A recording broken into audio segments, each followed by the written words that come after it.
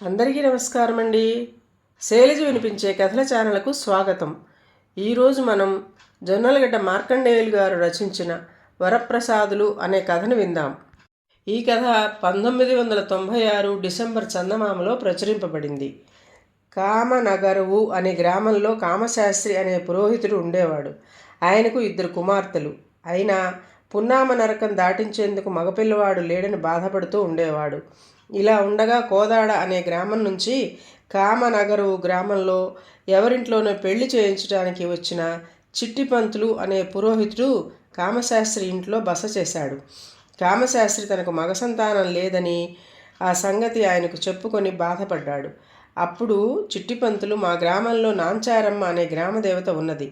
జాతర సమయంలో గరగనెత్తిన పెట్టుకుని గుడి ముందు ఏర్పాటు చేసిన అగ్నిగుండం తొక్కుతూ మనసులో ఏ సంతానం కావాలని కోరుకున్నా కలుగుతారు.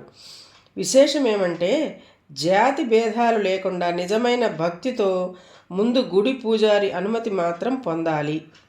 గోకులాష్టమి వెళ్ళిన దశమి నాడు మా కోదాడ గ్రామంలో నాంచారమ్మ జాతర జరుగుతుంది. నేను కూడా 2 ఆడపిల్లలు పుట్టిన తరువాత మగపిల్లాడి కోసం నిప్పుల గుండం తొక్కాను అన్నాడు. చిట్టిపంతులు చెప్పింది విన్న కామశాస్త్రి తను కూడా కోదాడ వెళ్ళి నిప్పుల గుండం తొగ్గి మగసంతానం పొందాలనుకున్నాడు. కొద్ది వారాల తర్వాత వచ్చిన గోకులాష్టమి నాడు కృష్ణుడికి పూజ చేసి కామశాస్త్రి కోదాడ గ్రామానికి బయలుదేరాడు. ఆయన చీకటి పడే వేళకు కోదాడ శివారు గ్రామమైన చిత్రాడ చేరుకున్నాడు. చిత్రాడ నుంచి కోదాడ ఇంకా 3 క్రోసుల దూరం ఉంటుంది. ఆ సమయంలో ఆకాశం మేఘావృతమై ఉన్నది. అందుచేత కామశాస్త్రి చిత్రాడలోనే ఆగిపోదలిచాడు. పురోహితుడిని చెప్పుకోవడం చేత గ్రామస్తులు అతని గ్రామ పురోహితుడి ఇంటికి తీసుకెళ్లి ఆయనకు పరిచయం చేశారు. చిత్రాడ గ్రామ పురోహితుడు కామశాస్త్రిని సాదరంగా ఆహ్వానించాడు. కోదాడలో నాంచారమ్మ గుడి ముందు అగ్నిగుండం తొక్కేందుకు వెళుతున్నానని చెప్పిన కామశాస్త్రిని ఆయన ఆశ్చర్యంగా చూసి, అయ్యా, వేద పండితులమైన మనం కూడా అజ్ఞానంలో పడిపోతున్నాం. ఇప్పటికే మీకు 2 ఆడపిల్లలున్నారు. దైవం అనుకూలించి అగ్నిగుండం తొక్కితే మీకు మగపిల్లవాడు పుడితే మంచిదే.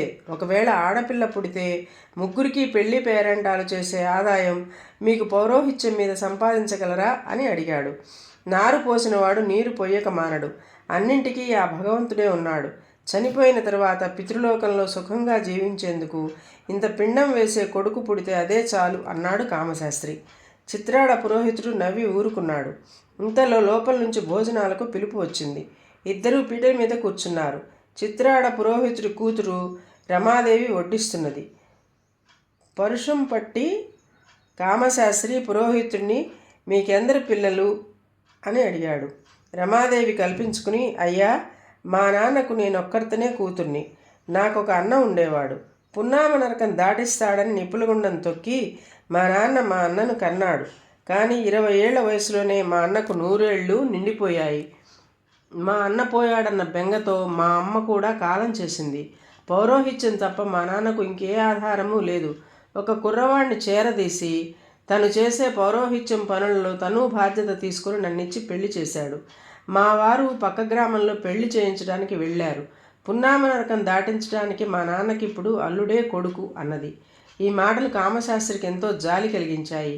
ఆయన తనకు భోజనం పెట్టి ఆదరించిన వారికి సంతోషం కలిగేలా మాట్లాడాలనుకున్నాడు. ఆయన రమాదేవితో, అమ్మా, మౌనంగా భోజనం చేయాలని శాస్త్రం చెబుతున్నది. అయినా ఈ సమయంలో 2 మాటలు మాట్లాడతాను. ఆడపిల్లవైనా మగపిల్లవాడైనా సృష్టిలో సమానమైన తెలివి గలవారే. అంతెందుకు, మేము పూజించే గాయత్రి స్త్రీ, చదివే చదువులకు మారురూపమైన సరస్వతి స్త్రీ అనే మాట మేము మర్చిపోలేదు. సంపద దేవత కూడా స్త్రీయే. ఏదో తరతరాల నమ్మకాన్ని బట్టి మగపిల్లవాడంటూ పాకులాడుతాం. ఆడపిల్లలైనా మగపిల్లలతో సమానంగా చదివించుకోవచ్చు. ఈసారి కనుక నాకు అగ్నిగుండం తొక్కిన ఆడపిల్లే పుడితే దాన్ని మొగరాయుడులాగానే పెంచి ఆడపిల్లలు మగవాళ్లకు తీసిపోరని నిరూపిస్తాను. పరబ్రహ్మ స్వరూపమైన ఈ అన్నం పట్టుకుని ప్రమాణం చేస్తున్నాను అన్నాడు. మీకు మగపిల్లవాడు తప్పకుండా పుడతాడు. ఆడపిల్ల కొడుకులతో సమానమై మగపిల్లలు లేని లోటు తీర్చగలదని లోకం విశ్వసించగలిగే రోజు రావాలని నేను కోరుకుంటున్నాను, అంతే అన్నది రమాదేవి. మరునాడు తెల్లవారగానే కామశాస్త్రి కోదాడ వెళ్ళి చిట్టిపంతులు సహకారంతో నాంచారమ్మ గుడి పూజారిని కలుసుకుని నిప్పుల గుండం తొక్కి తన గ్రామానికి తిరిగి వచ్చాడు. ఆడపిల్ల పుడితే మగపిల్లాడితో సమానంగా పెంచుతామని అన్నం పట్టుకుని ప్రమాణం చేసిన కారణమో లేక కాకతాళీయమో తెలియదు కానీ కామశాస్త్రికి నిప్పుల గుండం తొక్కిన ఏడాది లోపల మగపిల్లవాడితో పాటు ఒక ఆడపిల్ల కూడా పుట్టి కవల సోదర సోదరీలుగా గ్రామంలో ప్రచారమయ్యారు. మరొక వింత సంగతి ఏమిటంటే ఆ అన్నా చెల్లెళ్ల రూపంలోనే కాదు, అలవాట్లలో కూడా ఒకే విధంగా ఉండి అందరినీ ఆశ్చర్యపరిచేవారు. కామశాస్త్రి చిత్రాడలో భోజనాల దగ్గర తాను అన్న మాటలు గుర్తుకు తెచ్చుకొని, నాంచారమ్మ తల్లి, పుత్రుడితో పాటు పుత్రికను కూడా ప్రసాదించావు. వరపుత్రుడిని పెంచినట్లే వరపుత్రికను కూడా మగపిల్లవాడిలా పెంచుతాను అని వాళ్లకు శివ, రమ అని పేర్లు పెట్టాడు. ఎవరు కాదన్నా కామశాస్త్రి శివారమలను సమానంగా చదివించాడు. శివారమలు ఒకరిని మించి ఒకరు పోటీపడి శాస్త్ర పండితులయ్యారు. వాళ్ళు పుట్టిన వేళా విశేషం ఏమిటో కానీ కామశాస్త్రికి సిరి ఎత్తుకున్నది. జమీందారు ఆస్థాన పురోహితుడి కొడుకు తన కుమార్తెలలో ఒకదామినిచ్చి పెళ్లి వివాహం చేయటంతో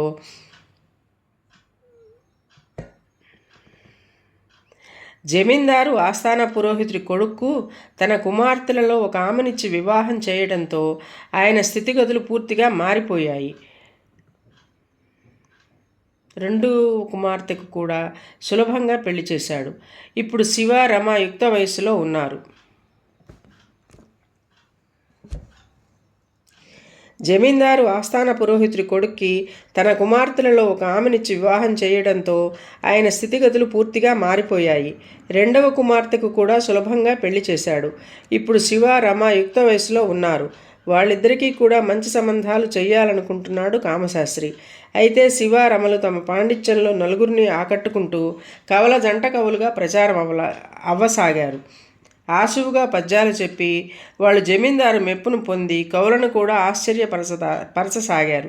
వాళ్ళని గురించి అందరూ చెప్పుకోవడం విని జమీందారు ఆస్థాన పురోహితుడి కొడుక్కి తన కుమార్తెలలో ఒక ఆమెనిచ్చి వివాహం చేయడంతో ఆయన స్థితిగతులు పూర్తిగా మారిపోయాయి. రెండవ కుమార్తెకు కూడా సులభంగా పెళ్లి చేశాడు. ఇప్పుడు శివ, రమ యుక్త వయసుల్లో ఉన్నారు. వాళ్ళిద్దరికీ కూడా మంచి సంబంధాలు చెయ్యాలని అనుకుంటున్నాడు కామశాస్త్రి. అయితే శివ, రమలు తమ పాండిత్యంతో నలుగురిని ఆకట్టుకుంటూ కవల జంట కవులుగా ప్రచారం అవ్వసాగారు.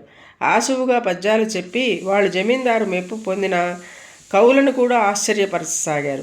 వాళ్లను గురించి అందరూ చెప్పుకోవడం విని జమీందారు వాళ్ళని తన ఆస్థానానికి పిలిపించాడు. వాళ్ళు ఆశువుగా పద్యాలు చెప్పి చమత్కారంగా మాట్లాడి అందరి చేత ఓహో అనిపించుకున్నారు. అయితే జమీందారు ఆస్థానంలో ఉన్న ఒక సంస్కృత కవి జమీందారుతో, ప్రభు, వీళ్ళు నిజంగా పండితులే అయితే మీరు తప్పక ఆదరించవచ్చు.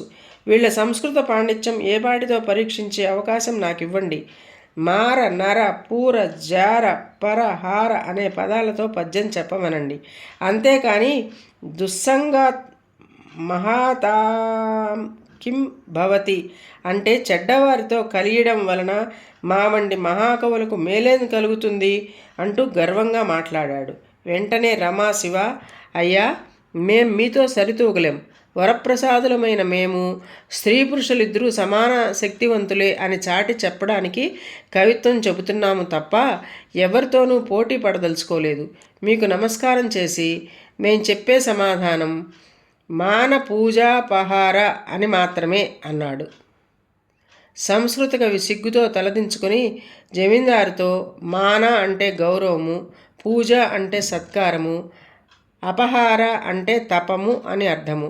చెడ్డవారితో కలియడం వలన మహాకవులకు గౌరవము, పూజ, సత్కారము లోపిస్తాయి అని నేను అడిగిన మార, నర, పూర, జార, పరహార పదాలలోని మొదటి అక్షరాలతో మాన పూజాపహార అని సంస్కృతంలో సమాధానం చెప్పి గౌరవం, పూజ, సత్కారంలో మనలో ఎవరికి కలగాలో ఆలోచించుకోండి అని అన్న ఈ చిన్నారులు నిజంగా మహాకవులే అని అభినందించాడు. జమీందారు పరమానందం చెంది శివ, రమలను ఘనంగా సత్కరించి ఆస్థానంలో స్థానం ఇచ్చి గౌరవించాడు. ఈ కథ మీకు నచ్చినట్లయితే లైక్ చేయండి, షేర్ చేయండి, కామెంట్ చేయండి, సబ్స్క్రైబ్ చేసుకొని నన్ను ఎంకరేజ్ చేయండి. నమస్కారం అండి.